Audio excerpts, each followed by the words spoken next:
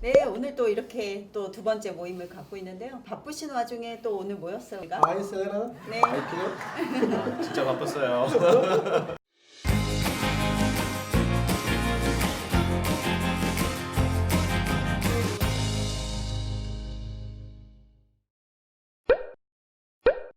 그래서 본론으로 한번 네. 들어가면 이민을 갈 수 있는 분들이 이제 자격 요건뿐만이 아니라 정말 내가 어떤 범죄나 어떤 거에 해당하는지 고객들이 많이들 질문하시는 경우 많잖아요. 그래서 오늘은 이 시간에 한번 두 분 모시고 같이 우리 셋이서 토론을 한번. 저 같은 경우는 실사례가 많으니까 제가 중간중간 좀 사례 경험으로 얘기해 드릴 수 있을 것 수소 같습니다. 불통이시니까. 아니죠.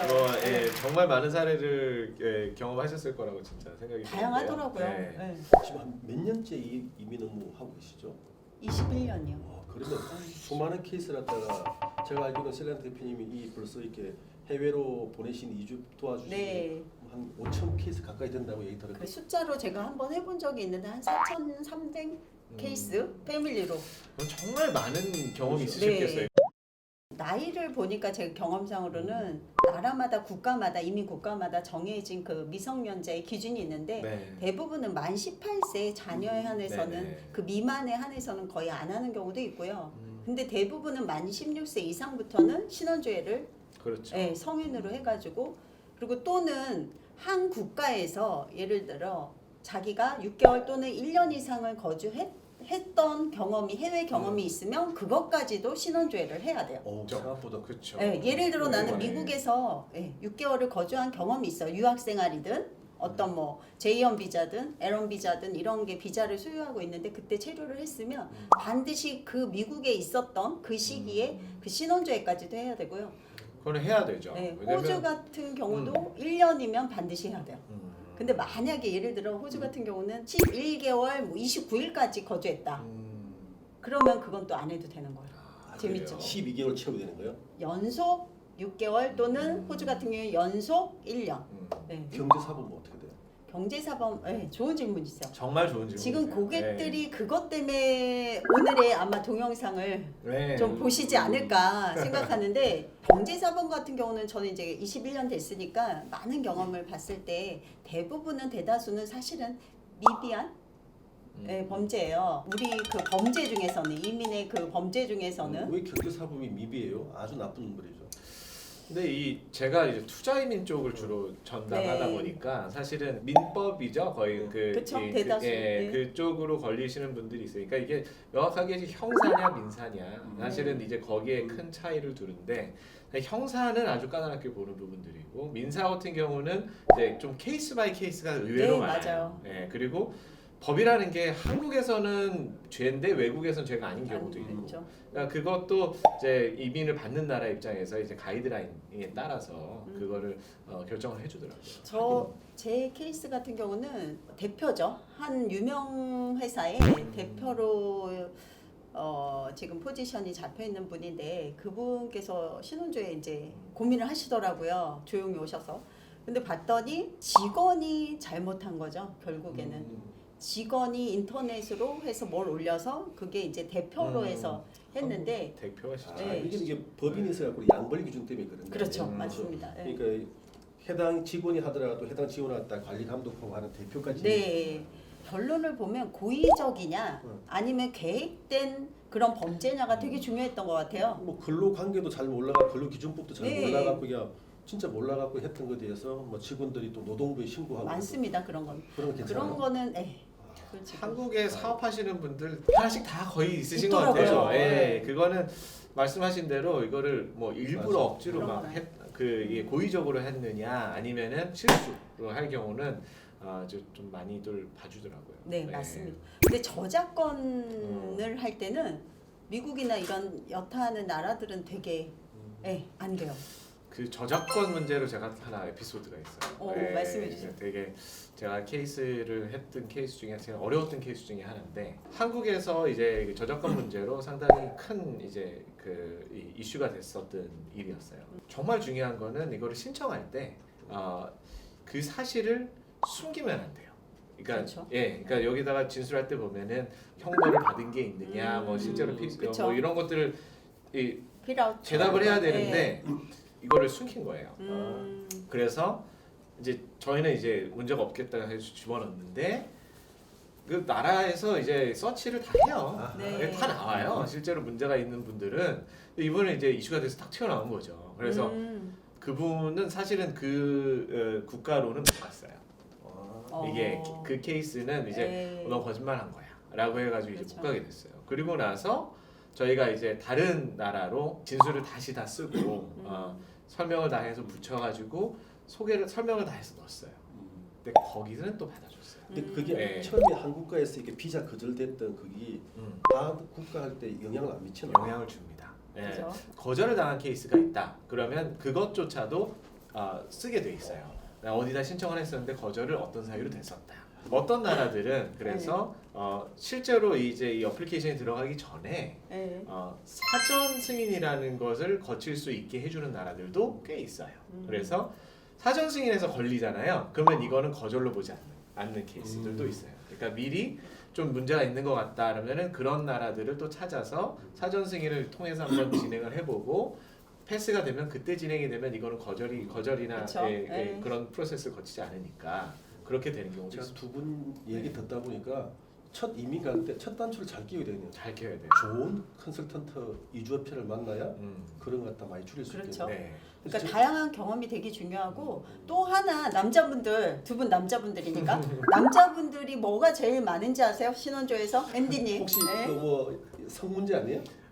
많을 것 아니죠. 같아요. 그건 소수죠. 음주운전이 제일 많지 않을까? 폭행이 많습니다. 의외로. 폭행 많죠. 저 네. 21년 동안 폭행은 많습니다. 진짜 그냥 저는 사실은 그렇죠. 되게 노멀한 케이스예요. 맞습니다. 근데 폭행에게도 그 레벨이 있더라고요. 형사처벌 받은 경우가 네. 있는 거예요? 그래서 폭행은 남자분들 사실 경미하게 좀 있더라고요. 보면은 어렸을 때 좀 네. 청소년이나 아니면 18세 미만, 20대, 30대 미만으로 했을 때 단체 폭행이다. 뭐 친구들하고. 그러니까 아까 말씀드렸듯이 젊은 고의적이지 팬이 않은 젊은 있어. 열기에 그러니까 갑자기 불시에 일어난 폭행은 그래도 조금은 네. 어떤 분이 아까처럼 말씀 안 하셨어요, 고객이. 근데 있다는 거예요. 중간에 신청 어플라이 할 때 신청서 써드리려고 그랬더니 뭐가 있냐 사실대로 말해달라 대표님 그랬더니 그분 고객님이 사실은 와이프의 내연남을 폭행한 적이 있다고 그러더라고요. 근데 결론부터 말씀드리면 통과됐습니다. 왜 통과가 될 수 있어요? 근데 통과가 그 된 순간적으로 이유가 욱해서 그런 그렇죠. 거니까 이게 예를 들어서 준비하고 막 그냥 딱 야구방망이 들고 가고 이러면은 그렇죠. 안 되겠죠. 손으로 했고, 그리고 물론 변호사가 웨이버 작업을 해줘서 통과는 됐는데, 그러니까 그런 진술을 조금 정확하게 잘 하면 고의적이진 않았던 거죠 순간. 너무 많이 알아도 다를 것 같아요. 다음에 싸울 땐 이렇게 싸우면 되는구나. 그리고 또 중요한 이런 건 생각을- 재범이 일어나면 안 돼요. 또 일어나고 그렇죠. 또, 그건 이걸- 어느 국가도. 우리 이 얘기 잘 듣다 보면 또 욕을 가지고 또 이게 이용을 하려고 하면 그럴 수 되겠죠? 있죠. 네, 안 예. 되죠. 예. 네. 또 음주를 좋아하다 보니까 음주와 관련돼 가지고 그것도 있지만 음주로 오시는 분들도 있는데 한국에서 이렇게 음주운전을 되게 너무 가볍게 생각하시는 것 같아요. 그러니까, 네, 맞아요. 사실은 음주운전을 외국에서는 사실 되게 중범으로 보고 있거든요. 그러니까 이게 경범과 중범으로 따지면 음주운전은 중범이에요. 맞아. 근데 이 카테고리에 보면은 중범으로 들어간 거는 사실은 거절 사유예요. 그리고 이제 한국의 네. 사람들 보통 뭐 요즘 이렇게 우리가 삼진아웃 하고 그러잖아요. 네. 요즘 뭐 네. 처음부터 바로 한다고 그러지 모르겠는데 못 가는 거예요. 꼭 못 가진 않습니다. 네. 또 이제 설명을 또 네, 제가 잘 또 해주시면 사례를 방법이 있어요? 나라마다 국가마다 좀 틀려요. 근데 보니까 미국 같은 경우는 저는 이제 사례가 많으니까 경미한 뭐 음주 정지 정도는 좀 통과될 수 있는데 뭐 취소도 좀 사실은 위험하고요. 그다음 또 하나는 뭐냐면 자꾸 음주 정지가 한 3번 된 분이 있었어요. 그랬더니 이민국에서 추가 서류가 왔어요. 뭐라고 왔냐면 정신과 치료. 예, 그 의사의 속견서를 갖고 와라. 그거에 따라서 이제 또 달라지더라고요. 또 자꾸 미국이랑 호주, 캐나다도 되게 이게 아주 중요한 거더라고요. 매우 심합니다. 네. 캐나다에서 음주운전으로 걸리게 되면 그 국가에서 실제로 살면서도 음주운전 걸리잖아요. 네. 그러면은 뭐 각종 자격증 못 따요. 네, 와. 음주운전을 파든을 받아서 사면을 받아서 아예 그냥 없어질 때까지 그걸 네. 못해요. 그리고 실제로 직장에 있다가도 음주운전으로 이렇게 빨간 줄을 가게 되면은 사실은 파면될 수도 있습니다. 되게 심각하네요. 되게 심각한 일이에요. 그거. 근데 그게 네. 저희 나라도 좀 심각해요. 바뀌어야 될 것 같아요. 전혀 다른 이제 다른 가족이 갖다 희생자. 생명을 네. 그렇죠. 그렇다면은 성범죄는 어떻게 완전- 어느 정도가 좀 봐주고 정도는 어느 정도는 없어요. 성범죄의 정도 레인지는 전혀 없더라고요. 어제 뉴스 봤더니 네.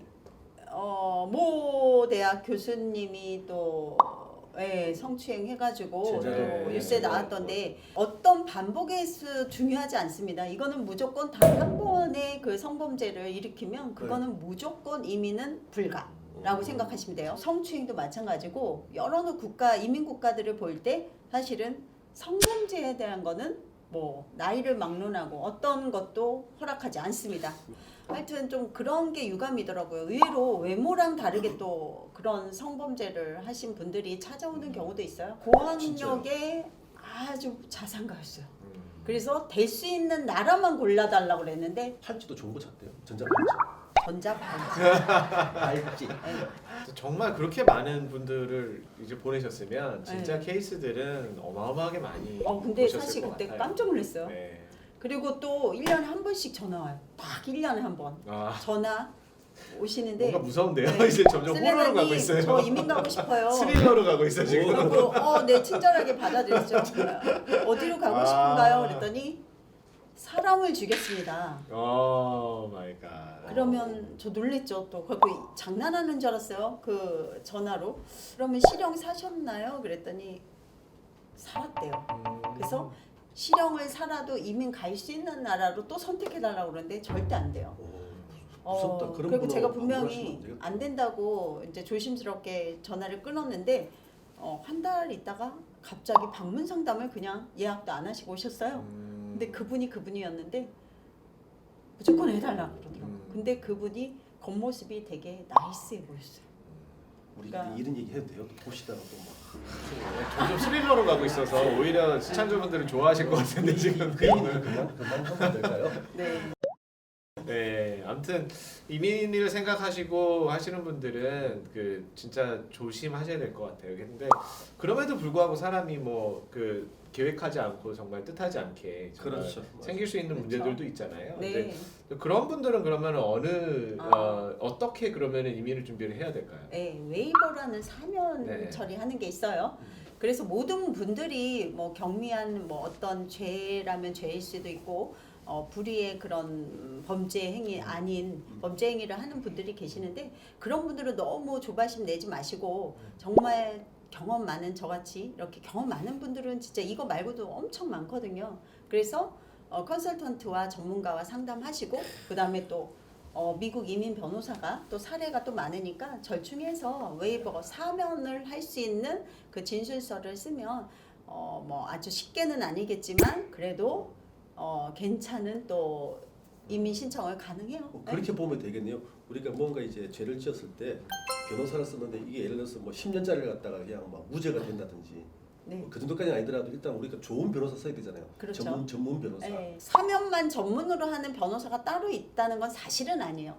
제가 아까 언급은 조금 했지만 제가 볼 때는 사실은 한 70% 이상은 감이 와요. 저 같은 경우도 근데 변호사가 아닌데도. 이민 컨설턴트라는 이 직업이 사실 경험이 되게 중요한 것 같아요. 네. 정말 많은 경험을 해보신 분들이 그만큼 더 이제 뭐가 되고 안 되겠다 이런 거를 잘 설명해 주시고 또 보내놓고 사실은 끝나는 게 아니에요. 맞아. 네, 일단은 이민을 수록했다라는 건 이제 시작입니다. 네. 그래서 장기간으로 봐야 되기 때문에 좋은 이민 컨설턴트를 잡아야 되는 건 선정해야 되는 건 정말 중요한 일이에요.